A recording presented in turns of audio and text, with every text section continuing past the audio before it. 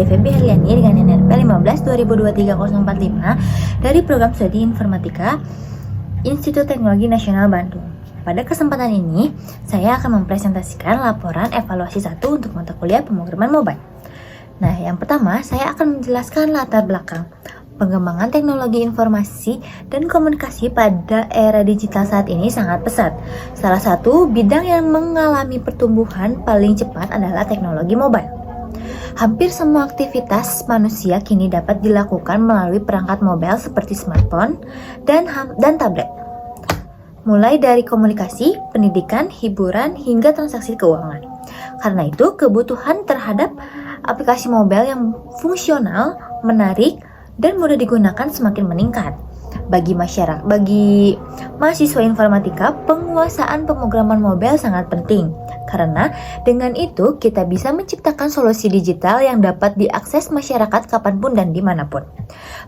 Selain itu, dalam dunia pendidikan dan industri pemrograman mobile tidak hanya sekedar membuat aplikasi, tetapi juga memahami konsep struktur kode serta penggunaan framework modern seperti Flutter, React Native, atau Kotlin. Selanjutnya ada definisi dan konsep pemrograman mobile. Pemrograman mobile merupakan proses pembuatan perangkat lunak yang dijalankan di perangkat bergerak seperti smartphone dan tablet. Tujuan utamanya itu adalah agar aplikasi berfungsi dengan baik, efisien, dan mudah digunakan. Berdasarkan pendekatannya, pemrograman mobile terdiri menjadi 3, yaitu Native App Development, yaitu aplikasi yang dibuat dengan bahasa pemrograman khusus per platform seperti Java atau Kotlin untuk Android dan Swift untuk iOS. Yang kedua ada Hybrid App Development yang menggunakan teknologi web seperti HTML, CSS, dan JavaScript, lalu dibungkus agar bisa dijalankan di perangkat mobile.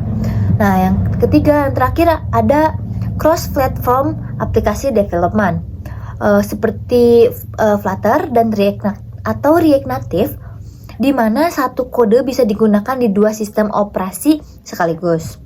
Selain itu, ada juga beberapa konsep penting seperti UI, UX, responsive design, dan lifecycle management yang menjadi dasar dalam pembuatan aplikasi mobile. Dan untuk perkembangan teknologi pemrograman mobile, sekarang tuh muncul framework lintas platform seperti Flutter dari Google dan React Native dari Meta. Keduanya membuat proses pengembangan aplikasi jadi lebih cepat, efisien, dan user friendly. Nah, selanjutnya ada konfigurasi awal pada halaman pengembangan. Sebelum memulai pengembangan, langkah pertama adalah persiapan alat dan bahan. Yang dibutuhkan antara lain laptop atau komputer, minimal RAM-nya itu 4 GB. Lalu software seperti Flutter SDK, Dart SDK, dan Visual Studio Code sebagai editor. Nah, koneksi internet juga diperlukan untuk mengunduh dependensi dan paket tambahan. Untuk instalasi Flutter, langkah-langkahnya yaitu unduh Flutter SDK dari situs resminya. Yang kedua, ekstrak file zip-nya ke direktori tertentu. Lanjut, tambahkan path Flutter ke environment variables, lalu jalankan perintah Flutter Doctor di terminal untuk memastikan semua sudah terpasang dengan benar. Kemudian, install Visual Studio Code dan pasang plugin Flutter serta Dart melalui menu extension. Setelah itu, buat project baru dengan perintah Flutter create my app dan jalankan menggunakan emulator Android dengan perintah Flutteran. Struktur folder Flutter terdiri dari beberapa bagian dan file utama yang digunakan untuk menulis kode. Ada di lib main.dart. Sedangkan file pubspec YAML digunakan untuk mengatur dependensi dan aset aplikasi. Nah, selanjutnya ada hasil pengembangan UI. Project yang saya kembangkan berjudul Asma Warning App. Aplikasi ini dirancang untuk membantu pengguna mendeteksi, mencatat, dan memberikan peringatan dini terhadap potensi keserangan asma. Berdasarkan kondisi tubuh dan lingkungan, desainnya dibuat sederhana, informatif, dan mudah digunakan.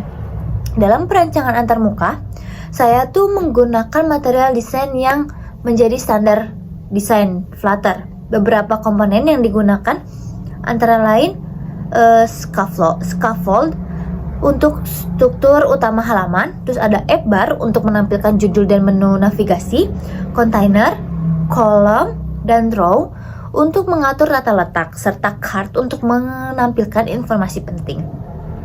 Nah, selanjutnya adalah desain dan komponen tiap halaman. Halaman pertama itu adalah dashboard atau halaman utama. Di sini pengguna bisa melihat data sensor kesehatan secara real time seperti kadar oksigen, detak jantung, suhu tubuh, dan kelembapan udara.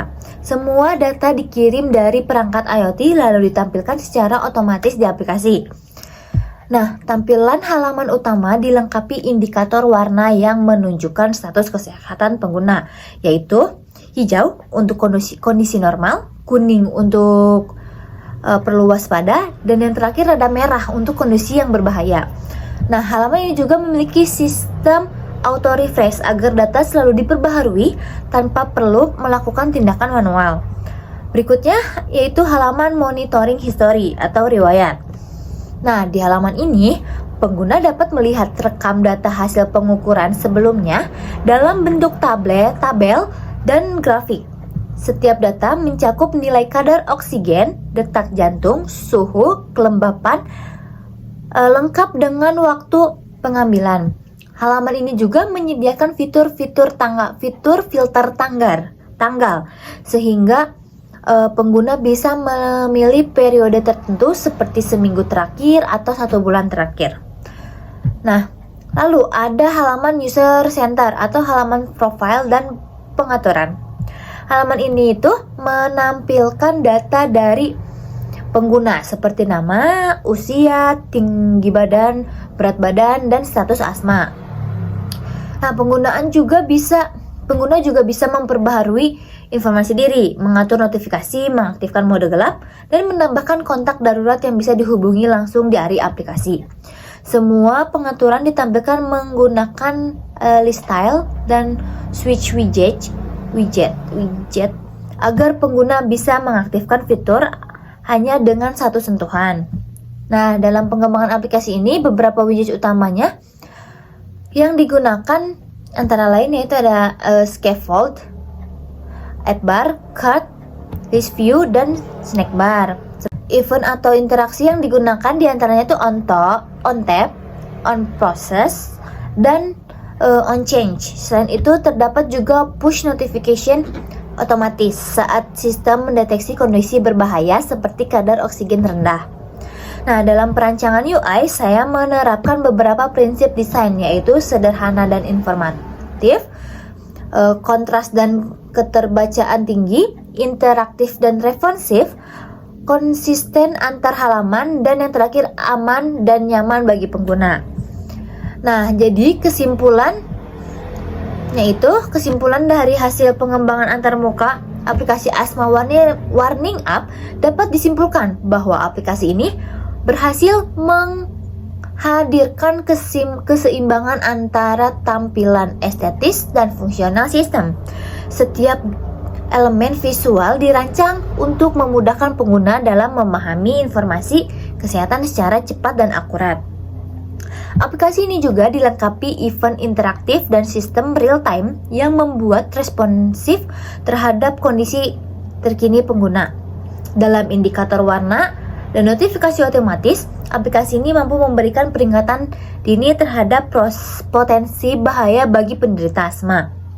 Nah, kedepannya aplikasi ini dapat dikembangkan lebih lanjut dengan fitur tambahan seperti grafik tren kesehatan dan koneksi dengan perangkat wearable agar bisa berfungsi sebagai pendamping digital yang lebih cerdas dan adaptif bagi pengguna.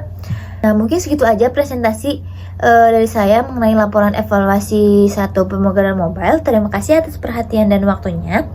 Wassalamualaikum warahmatullahi wabarakatuh.